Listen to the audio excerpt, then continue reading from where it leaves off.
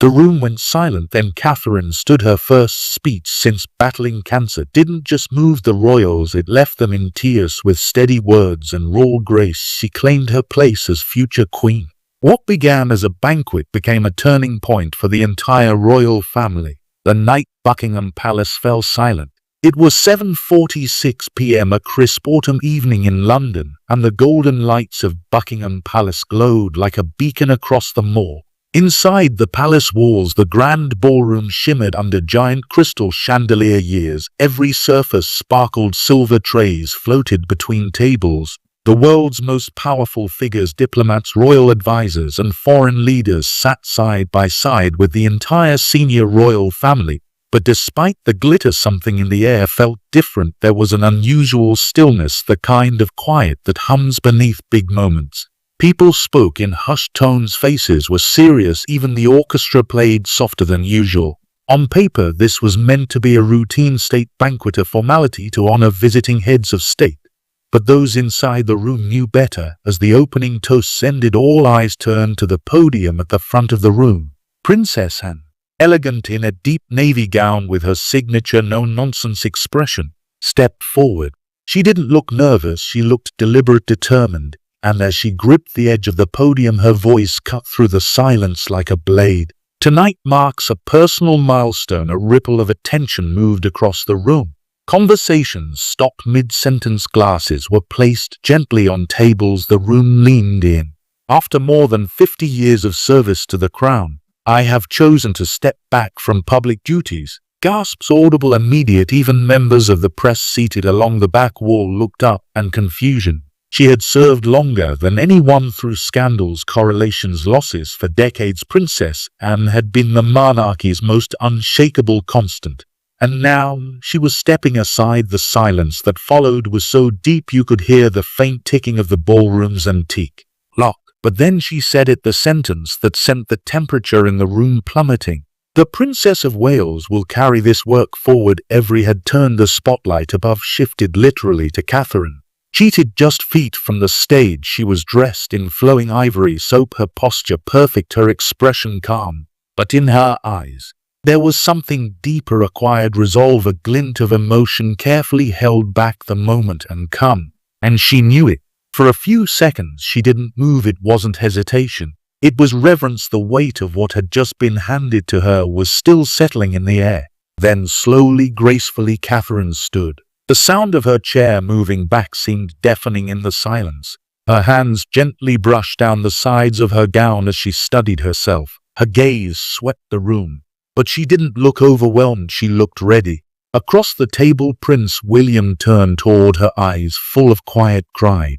And beside him, King Charles watched with a look that was impossible to misread. Approval, trust, hope. Princess Anne stepped away from the podium and returned to her seat without fanfare. She didn't need applause. She wasn't looking for it. Her final act of service had just been completed, not with a medal or ceremony, but with a name. Catherine, the Princess of Wales, was no longer in waiting, and what followed would mark the first step in rewriting royal history. The moment Catherine stood, or a moment the entire room held its breath. As Catherine rose from her chair, the hush that swept across the Buckingham Palace ballroom was almost eerie. Dozens of high-ranking royals, foreign officials, and long-time royal staff sat frozen, watching, waiting. The only sound was the soft rustle of her ivory silk gown catching gently against the edge of her chair. Her movements were controlled, deliberate, but those closest to her noticed it first. Her hands trembling ever so slightly, the kind of shake that only comes from carrying too much emotion into little space. Still, her back remained straight, her eyes focused forward, her chin lifted. No hesitation, no apology. This wasn't just her first speech since stepping back during her cancer recovery. This was her first time speaking as the future queen consort in the eyes of the world, and she knew it.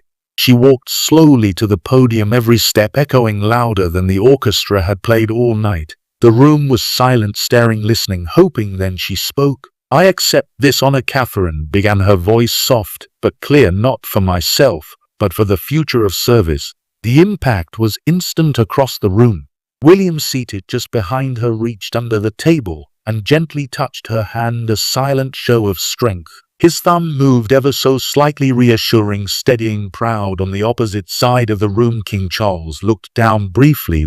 When he looked up again, his eyes were visibly glistening, not just from pride, but from something deeper, something heavier.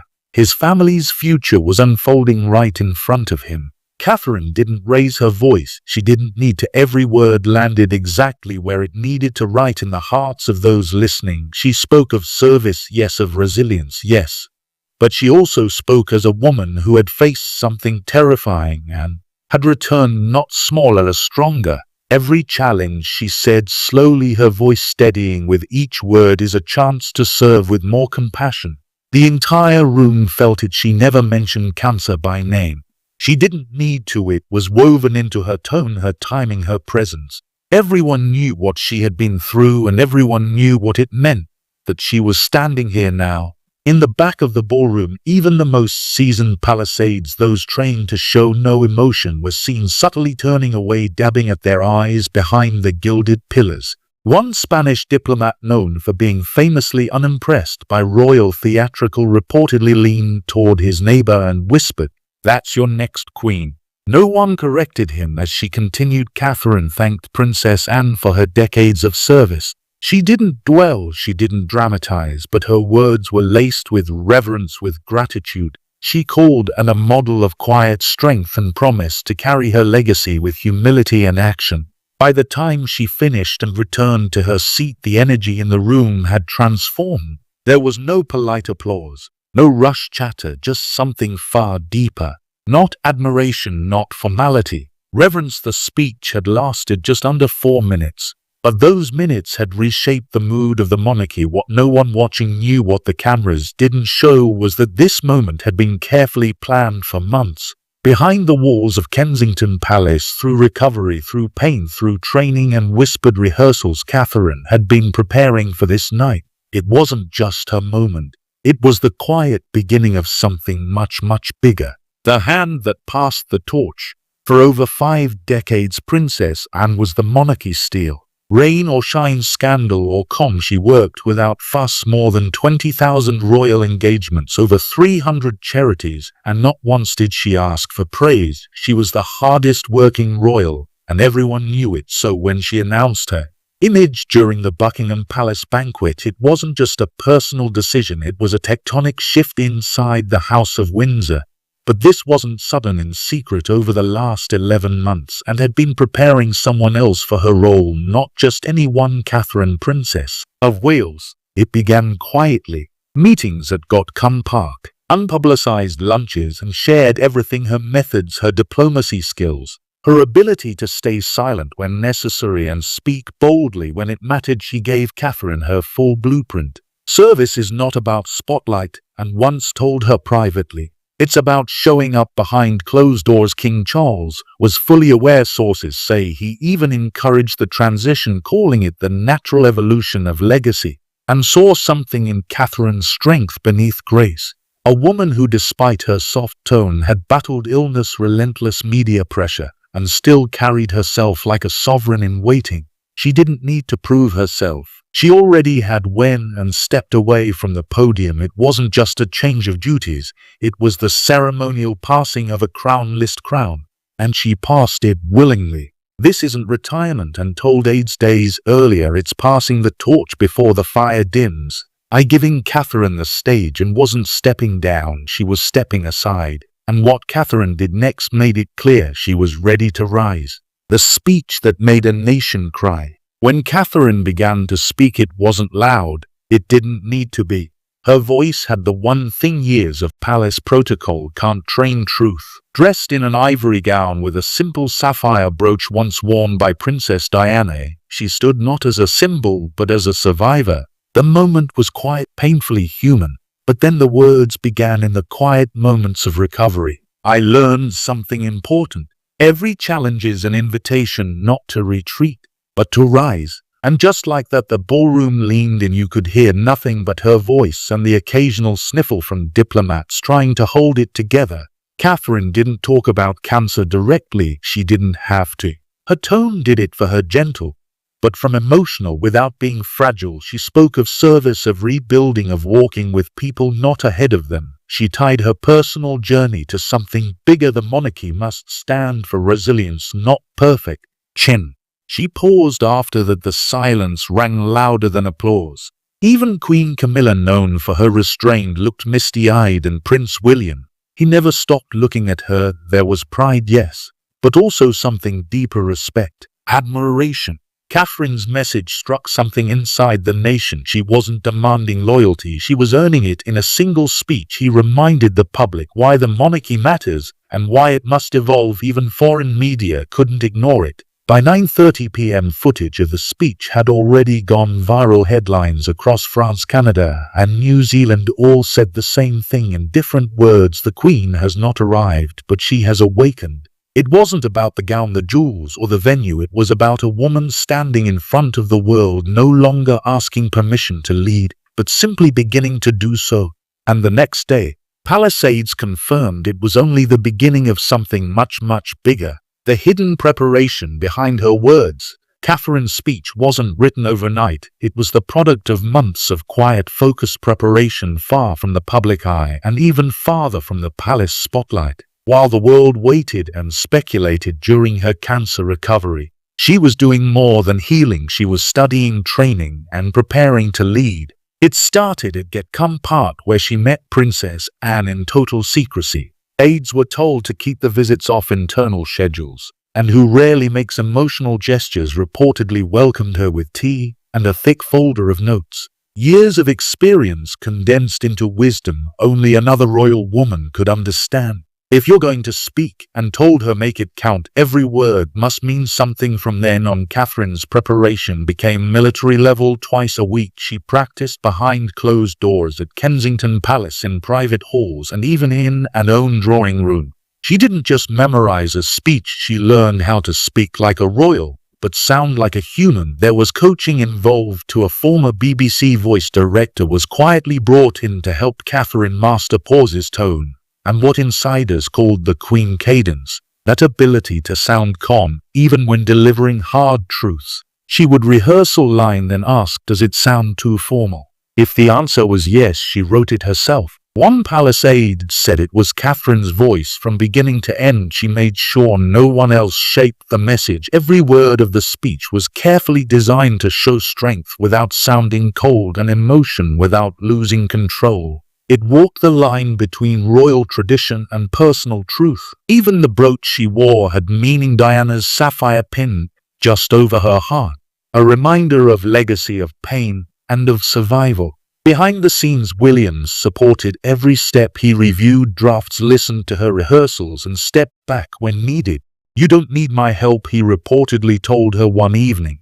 You've already become what they need. By the time the speech was ready, it wasn't just words on paper, it was Catherine's mission, and her quiet declaration that she was no longer just in the monarchy. She was ready to shape it. The family's emotional reaction when the speech ended. Something happened in the ballroom that stunned even the most seasoned royal watchers. Silence, not polite applause, not immediate praise, just stillness. King Charles sat upright, but his hands were clasped tighter than usual.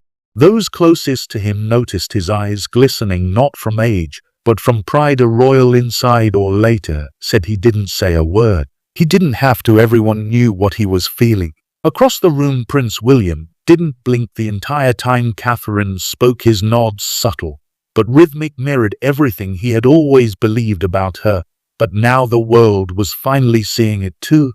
When she returned to her seat, he leaned in and whispered something. No one heard it, but Catherine smiled. Then there was Princess Anne seated near the front. She didn't cry, she didn't clap wildly. She simply gave a soft nod, the kind of quiet approval that means everything when it comes from her. She got it right and told a staff member afterward she understood the moment. Even the most stoic Palisades people, trained to remain stone-faced, with seen wiping their eyes discreetly behind the gold-trimmed columns. Some had served the royals for 30 years and said they hadn't seen such genuine emotion in public since Queen Elizabeth II's final jubilee. It wasn't just a family reacting to a speech. It was a monarchy reacting to hope, to a new kind of leadership, to the moment they realized the next queen wasn't coming day. She had already arrived. The weight of and legacy. The morning after the banquet, the headlines were all about Catherine's speech. But behind palace gates, the real work was just beginning. When Princess Anne stepped back, she didn't just leave a title behind, she left a mountain of responsibility. Over 300 patronages, thousands of ongoing projects, and a reputation built over 5 decades of service, from Save the Children to Scotland's agricultural societies, and was the monarchy's backbone, tireless, sharp, unshakable. And now all of it was being handed to Catherine. Wasn't just a handover, one palace source said it was a transfer of legacy. But here's the twist: Catherine didn't flinch, she didn't ask for delays, she immediately requested detailed briefings on every charity and worked with not summaries, real data, real people, real impact. She wanted to know who she was helping, not just what needed attending. Her first confirmed appearance, the Royal Highland Show in June, one of her most beloved events. And yes, Catherine insisted on meeting with a personal team before stepping onto that ground. But this wasn't a copy-paste job. Where and had precision and discipline. Catherine brought empathy and warmth. 2 different energies, one shared goal. She won't do it like a senior aide explained, she'll do it her way. And that's the point. Catherine reportedly plans to blend childhood development, cancer awareness, and mental health initiatives into her new portfolio, bridging her longtime passions with long-standing causes. And even as she picks up more roles, she set boundaries. One insider revealed she told her team, "If I can't do it well, I won't do it at all." Every engagement must mean something. There's a reason that line echoed Anne's earlier words, because while they are 2 very different women, discipline met grace, steel met heart, their devotion to service is identical.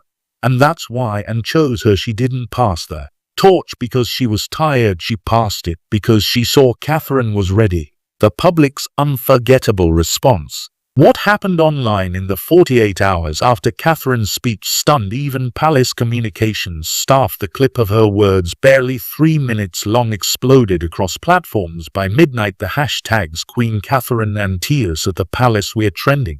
Not just in the UK, but across Canada, Australia, New Zealand, and even Germany. Within hours, social media was flooded with emotional reactions. "This woman doesn't just carry the crown," one user posted, "she carries the country." Cancer survivors from across the world shared personal letters thanking her for using her voice to turn pain into power. A woman from Manchester wrote, "I've been scared for months. Her words made me feel seen." News outlets weren't far behind. The Times called it the most honest royal moment in a decade. Le Figaro in France praised her as a queen in soul, if not yet in title. And in the US, even networks like CNN and NBC aired extended segments titled "The Future Queen Speaks." But it wasn't just media hype. At Kensington Palace, mail delivery is tripled. Handwritten letters poured in from grandmothers, students, military wives, and cancer fighters. Some sent photos, others sent prayers. And it wasn't just admiration, it was relief. After years of scandal, loss, and public distrust, people were finally seeing someone who felt genuine, not scripted, not scandalous, not distant. The crown felt human again, a royal historian posted online. Not because of ceremony, but because of sincerity. Even critics of the monarchy paused. Commentators who often questioned the royal family's relevance admitted something had shifted. It wasn't about duty anymore, it was about connection. And in that connection, people saw the one thing the monarchy had been missing for years: hope.